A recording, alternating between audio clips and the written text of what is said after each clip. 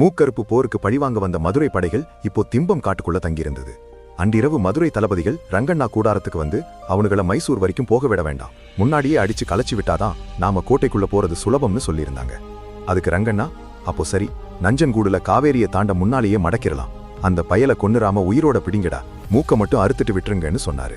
மறுநாள் ஹம்பையாவோட காலால் படை நஞ்சன்கூட்டுக்கு பக்கத்துல வர நேரத்தை கணக்கு பண்ணி மலையிலிருந்து வேகமாக குதிரைகள் இறங்குச்சு. மதுரை படைகள் வரத முன்னாடியே தெரிஞ்சிருந்த ஹம்பையா நஞ்சன்கூடு போ ஆற்றுக்கும் நடுவுல படைகளை வியூகம் வகுத்து நிறுத்தி சண்டைக்கு தயாரானான். எங்கேயும் நிக்காம போன வேகத்திலேயே மதுரை குதிரை வீரர்கள் அடிக்க ஆரம்பிச்சாங்க. கொஞ்ச நேரத்துக்கெல்லாம் மைசூர் படைகளை கிழிச்சு கந்தலாகிட்டாங்க. அப்புறம் சிதறி ஓடுனவங்களை எல்லாம் பிடிச்சு மூக்க மட்டும் வெட்டி விரட்டி விட்டாங்க. கடைசியில ஹம்பையாவையும் பிடிச்சு மூக்கறுத்து மதுரையில நடந்த அந்த கொடூர சம்பவத்துக்கு பழிக்கு பழி வாங்கினாங்க. மாலை மைசூர் கோட்டை கதவுகளை உடைக்கிற வேலையை ஆரம்பிச்சு நைட் உள்ள போனது மதுரை படைகள். மைசூர் அரசன் முன்னாடியே தப்பிச்சு ஓடிட்டான்.